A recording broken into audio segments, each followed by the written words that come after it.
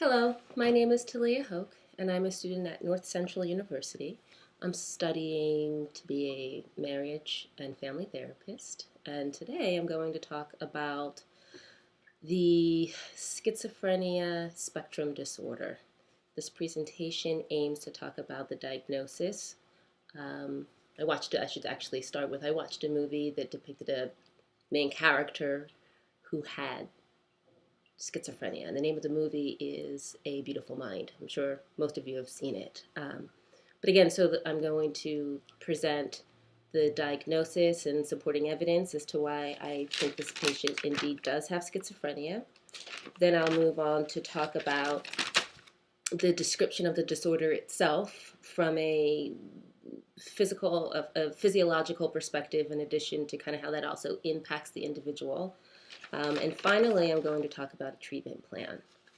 So, to begin, diagnosis and supporting evidence. This is really interesting and kind of was a little bit challenging because the movie provides so much information. Like, as a practitioner, you wouldn't necessarily have insight to some of the things uh,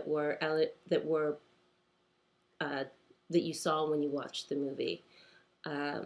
So I'm going to begin by stating, or you'll hear me say a few times, as viewer, because this is not kind of like how it would happen in real life. But as viewer, in the beginning of the movie, I would say that there were some small indications that there was a mental health issue with this particular person. They were as defined, later defined and researched in the DSM-5, the schizophrenia spectrum disorder. So I'll be using a little bit of that language. But the first one is abnormal psychomotor behavior. So you saw patient, or you saw the main character, who I'll name Nash. Frequently, whenever he was nervous, he would take his pointer finger and bring it up to his forehead when talking. And that's not necessarily what we as a society consider to be normal physical behavior. Um, he often walked in a way that wasn't, again, his gait wasn't what's a stereotypical gait. He often walked quickly in the beginning of the movie. He didn't necessarily walk well with others. Um, he he also at times walked with his belongings very close to his core, his body right here. So instead of carrying a briefcase by his side, he would carry it up here. It was infrequent in the beginning, but I noticed that happened on occasion. And the director, Ron Howard, I don't necessarily know if his intention was for viewers to correlate that behavior with a stressor or not, but I didn't necessarily pick up on that within the movie. Another indicator was later on in the film, you saw there was impaired cognition. Uh, Once he really dived into his assignment to help find Russian spies, which I'll move and talk a little bit later on in the presentation. But again, this is before like an official diagnosis or before any people's red flags went up in the movie. You saw that he randomly forgot to go to class. He was a teacher and he just didn't go. And that was a genuine kind of like blew his mind. Left his mind. The reason why I call that abnormal is because that's his job. And your neurotypical functioning person doesn't, they typically don't just not show up to work. Especially without a phone call, or especially without trying to find a substitute, or especially without communicating with their students, as a teacher. You don't just not go to work. So that's why I named that behavior atypical, and related it to impaired cognition. Um, the other component that I saw was when he made the decision that he actually wanted to ask um, his wife, later wife, to be his wife when he wanted to propose. That's pretty. That's kind of a significant thing, and also a little bit stressful. So when he showed up to the dinner to actually propose,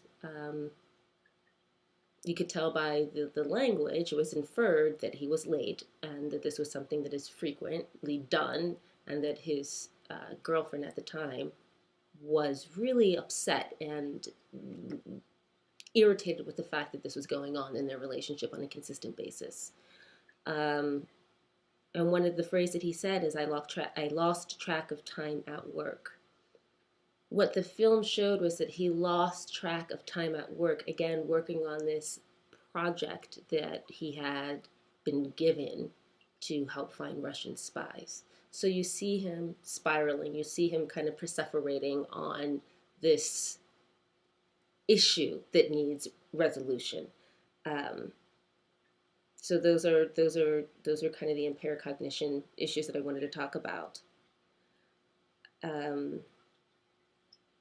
Again, okay, so more indicators before he was officially diagnosed. He had delusions of grandeur. You would see him use language like lesser mortals regarding the beginning of school and studying with others. He considered his cohort to be lesser than he in terms of intelligence. Um, he believed that going to class was beneath him. Class will dull your mind. Um, He believed that the majority of the mathematicians and economists that were out there and the work that they presented was adequate work for a person that wasn't inspired. I.e., he's a person who has been inspired or is a person who is inspired, and so his work will be monumental comparative to all the work that's already been done. Um, and when he was, another indication of these idea of grandiose is when he was playing a somewhat chess game, kind of looked like Othello, with a classmate, and he lost. And his response actually reminded me of what I see folks with autism, kind of how they respond to a event where the logic and the equations that they might have done prior to whatever experience they're experiencing doesn't add up. So he believed that because he had the first move and he was significantly smarter than everybody else, that he should have won. And when he didn't win, he had essentially an adult tantrum, um, atypical behavior, atypical response to losing a game. But again, because he had these ideas of grandiose in terms of who he was and what he was capable of doing, he didn't have any coping skills around loss. Um, Another example of grandiose is when he finally had an idea for his thesis. He wanted to blow up this gentleman, I'm not sure who he was, Adam Smith's theory. I know that he's an economist, you could infer from the movie. His professor said, that's rather presumptuous. And he responded, well, I know, but I'm correct. So this was really interesting because unfortunately he was correct, so that those feelings and that expression of grandiose was supported by his community.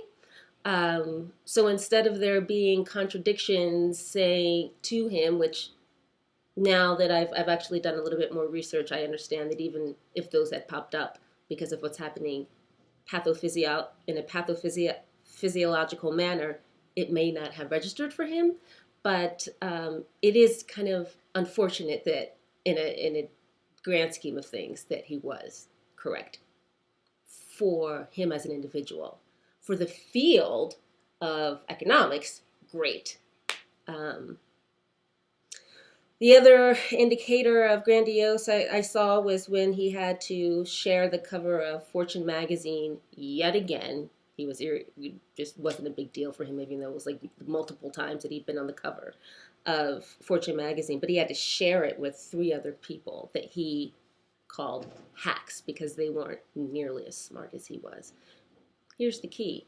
His colleagues, all that he worked with, or the people that worked for him on his project, all kind of responded like, really, it's really not that big of a deal. So here's an indicator that the rest of society is looking at this as something he should be proud of, and he's looking at it from the perspective of, I am not proud of it, I am not accomplished because I'm not being recognized in the way in which I should be recognized, which again is this grandiose perspective. Oh wow, I thought I was going to have a hard time filling up 20 minutes. I'm already at 10 minutes and 27 seconds. So, the viewer, we shift, we kind of move into a place where his behavior supports STPD, which is the schizotypical personality disorder. And that's kind of when, you're talking about delusions and hallucinations. The viewer, we initially begin to think that things that he's experiencing that we later know are delusions are real, which I thought was brilliant, again, on the director's side, because this movie was to help you experience what it's like for someone with schizophrenia.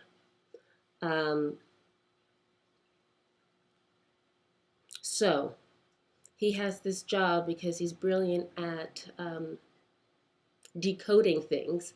He has been called to the Pentagon to decode actually, I don't know, decode particular information that gave the U.S. Army ideas as to where the Russian army might be mobilizing. He didn't know the specific information around that. I did go back and do some research independent of this film to find out whether or not that was accurate. And that indeed was something that happened in real life. However, because he was occasionally participating in, espionage and conspiracy issues, that's not the most ideal job for someone who's showing indicators of maybe being schizophrenic. So what we see is this kind of, not only does he have a job working for the Pentagon on occasion, but then he gets this secret job working for a gentleman called William, where he needs to decode information in periodicals and magazines and newspapers. And when I'm watching this, I'm thinking, oh my goodness, this is not happening for real. Oh my goodness. I looked up there because that's where my TV is. Oh my goodness, this is not happening for real. This is the worst thing that could happen to someone who's been diagnosed with schizophrenia. Things like injecting what did he call it? A radiodiode into his arm that it will allow him to actually have secret access to a particular location to drop off information for the U.S. government. These are all things that, as a viewer, we're thinking is happening in real life. Well,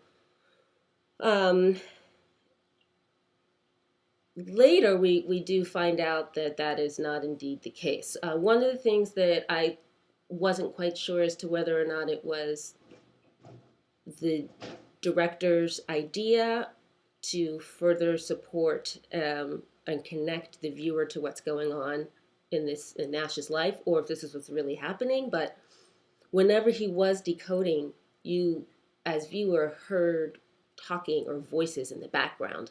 So I don't know if that's just an explanation as to how he's processing, as viewer, just so you know. Sometimes movies do that, but the person isn't actually hearing voices, or if indeed, when he went to use his abilities to decode, he's able to do that only because he has access to this information or access to these voices that help. So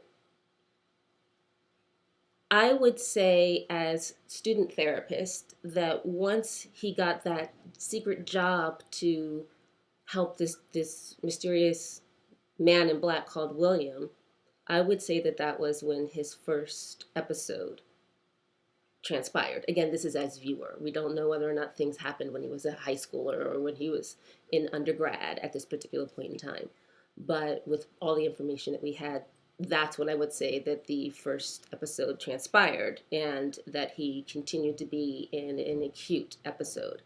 The supporting evidence I have is the stuff above that I mentioned about STPD, but also there were also other indicators where he was showing sign of deterioration. His physical appearance, he was not shaving, his clothes were worn haphazardly. There were more significant changes in his motor behavior. Again, in his gait, it got even more extreme or more abnormal. His briefcase, he then now moved to a place instead of occasionally carrying it like by his hand, he's holding all of everything that's important to him close to the trunk of his body to keep it safe. And walking with his head down, not making eye contact with people, sometimes kind of talking to himself. Um, and there was one scene where he and this William guy at Harris were being chased by an assassin. And it was at that point, then as viewer, I was like, I don't think that any of this stuff is real, that this whole aspect of his life is a hallucination. And I was thinking to myself, my goodness, if that's true, then I couldn't imagine what it would be like to actually be someone who's been diagnosed with this. How do you tell the difference between reality and reality? But then he begins to go back. He begins to also believe that people are watching his family, watching he and his wife, and he has to protect his pregnant wife. He has disorganized speech. It kind of uh, um, um, climaxed when he was at the math symposium and he was giving a presentation, and people weren't able to kind of follow what he was saying. In part, it was because he felt that the man was coming to watch him and take him away. He had these visions of people coming in to kind of take him away. And in reality, what it was men that were coming to hospitalize him. So he ran out of the symposium. He's running away from people that he thinks are going in the middle of the symposium, in the middle of his presentation. And he's running down the hall, and he's running on campus, and these people are chasing him. And later we find out it's just folks from the hospital that have to tranquilize him, calm him down, to get him in the car, to get him to the hospital. At this point in time, I would still diagnose him as being in an acute episode. He does not believe the doctor, which is not that unusual.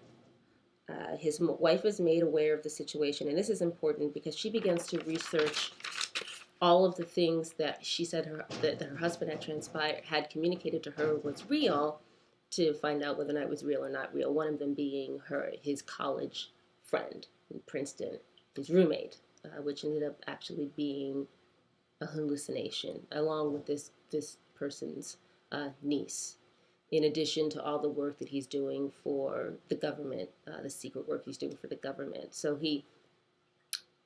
where he was stashing information for the U.S. government, there were all these letters, and she went and found them and brought this to his attention, like, the U.S. government never got these, sweetheart, because this is not real. That sent him spiraling in a way that unfortunately caused him to kind of dig into his arm to look for that diode that really didn't ever exist. And it's a little not clear in terms of everything that was used to kind of help get him to a place where he could be discharged. There was mention of thyrozoin, oh boy, thyroxine.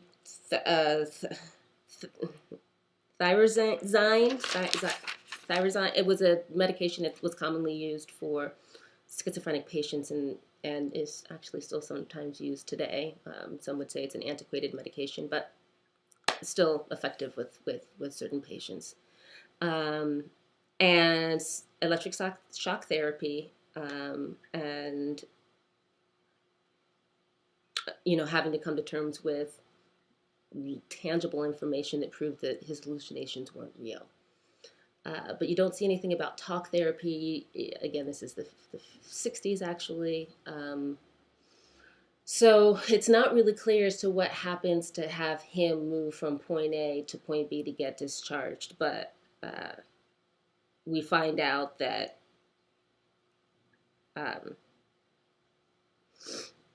he is discharged. One important part that the doctor pointed out to his wife was that the reason why his diagnosis probably went unnoticed for such a long period of time was because his job required for him to explore conspiracies. Back to what I was saying, like that it couldn't have been a worse job for this gentleman to get in his mid-30s. So now, just to kind of recap, I would say that his first episode transpired shortly after he was given that secret job, that was him entering into his episode. We're not exactly sure as viewer what the specific stressor was, but he continued to be in an acute episode. He presented with STPD, with delusions of grandeur, without any, as I said earlier, marked stressors, and with good prognosis features as well as negative prognosis features. Neither schizoaffective disorders were apparent, so I wouldn't necessarily say that he presented signs of being bipolar, and at this particular time, signs of depression. He presented with both delusions and hallucinations, and he did not, again, at this particular time, present with any catatonia or other morbidity disorders. So to move on to, because I'm running out of time here, to move on to the next part, which is the description of the disorder, found an article written by M. Fisher of Bryn Mawr University here in Pennsylvania, who describes schizophrenia as being a disorder that affects the brain by altering brain chemistry and brain form to produce the different behavior that those afflicted with schizophrenia present with. He says that there's major change in the eye functioning, which is also the large left and right ventricles of the brain. That's kind of where that's transpiring. This is interesting. It begins typically in a person's late teens through their 20s. I think, again, with this patient, with this movie, the patient probably presented with signs while he was an undergrad, but they weren't severe enough or unusual enough to raise a red flag. This gentleman, M. Fisher, also said that there's, in terms of physiologically, that there's less gray matter in the frontal and temporal lobes of the brain. What that means is those are the particular areas that contain somas and dendrites, which are the cells of the brain that help signal brain transmission. That help signal it helps signal information exchange between various parts of the brain to help a healthy neurological organization to kind of happen. So this isn't happening because there's less gray matter. And as a result, one of the things that happen is that there's a less logical response to certain things, i.e., if I were to have someone come up to me and tell me that they wanted me to research a conspiracy issue, I would, and get paid for it, a red flag would go up. I'm not a conspiracist, and I would have to research to see if this person existed, and logically I would most likely work out that isn't something that is legitimate, and that may be or not be a good example, but that kind of reasoning doesn't necessarily happen with people with schizophrenia. One of the things also with this less lack of gray matter is you have an emotional flatness, which occasionally you could see in the film, but he spoke to it as being direct emotionally because he just didn't want to. He had a really hard time connecting with people emotionally. So his directness and his affect of being flat was just his way of getting to the point. So the other thing that the lesser gray matter also leads to is patients not necessarily having complete awareness of the problem. Another paper that I researched, and unfortunately I can't pronounce their name, but you'll see in the references who this person is. They're Msubramaniopplla et al. They wrote a paper on the effect of an acute bout of exercise on effective executive function among those with schizophrenia. So one of the things that transpires for people with schizophrenia in terms of like the individual person is that they have a loss of cognitive functioning. So this study showed that there was an immediate improvement on cognition for those diagnosed with schizophrenia by participating in aerobic exercises on a regular basis. Changes appeared to be strongest in the attention and inhibition along with working memory area.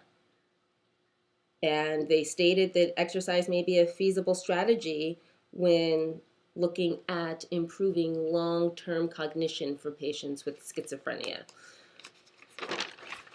And so finally, moving on to my treatment plan, the movie showed a plan that worked very well for that family. The wife moved the kids away, and she stayed at the house with her husband and worked with him with the medication that he was given.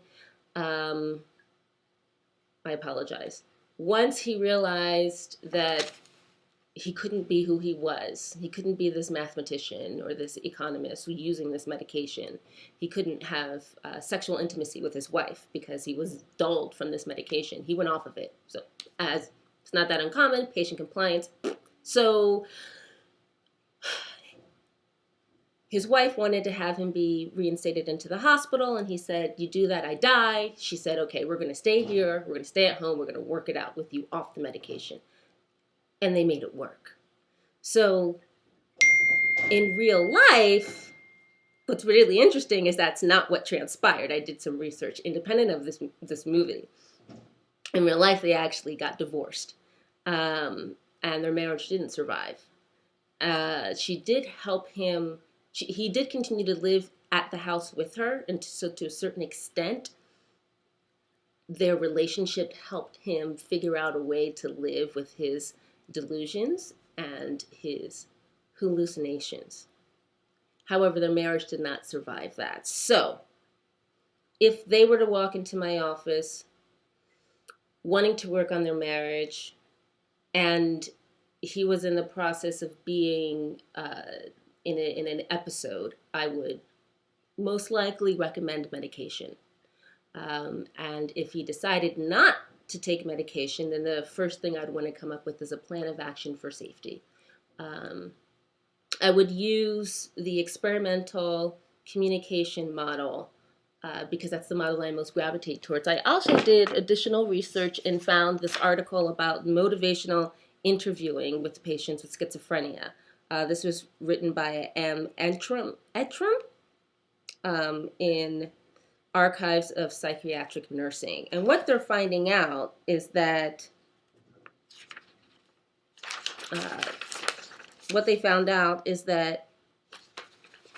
motivational interviewing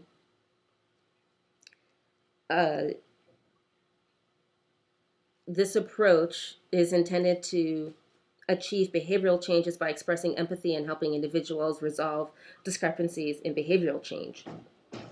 And what they came to find out is that actually empathizing and meeting the patient where they were, validating their feelings,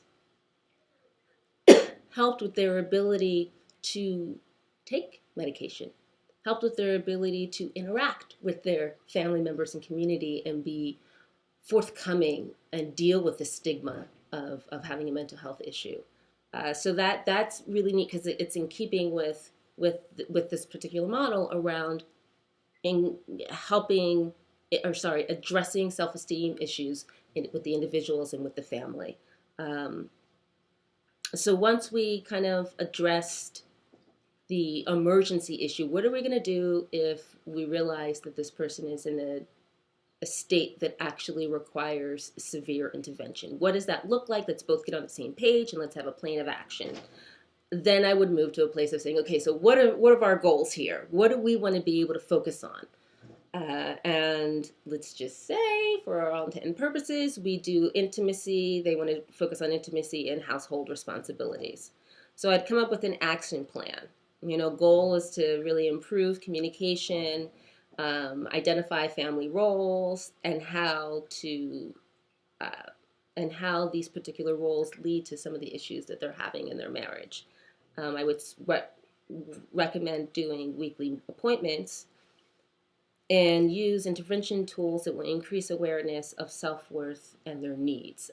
Sometimes there's communication breakdown. Sometimes people aren't aware of what another person is struggling with. So some of that would look like role playing to increase awareness in each other. I would use I would model and I would teach effective communication in a way that can be used with the language that they use. One of the places that I'd go to is I'm a very hands-on type person, so I like to use clay. So what are you feeling right now? Mold it out in clay. That doesn't work for everybody. And these are two mathematicians. So how about if you talk about proofs? If there are any proofs that come up with an emotional response. One of the things he did say in the movie was because she was her student, his wife, she handed in a proof for a particular problem, and he said he used all these adjectives to describe it that were emotional. So what if they came up with their favorite proofs or various proofs that helped define their emotional state?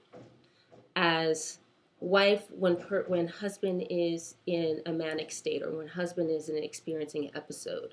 As wife, when she's getting all of her needs met, and vice versa. I mean, that language of math it's a place where they connected initially. So seeing if there's a way that I could bring that into the therapy room, even though it would be completely over my head, it doesn't necessarily mean it doesn't need to have its space in treatment. I would also come up with as I said before, agreed upon language to use to check if the status is unhealthy or unsafe, I should say rather, and what to do then. Establish an emergency plan of action for onset of an episode, and then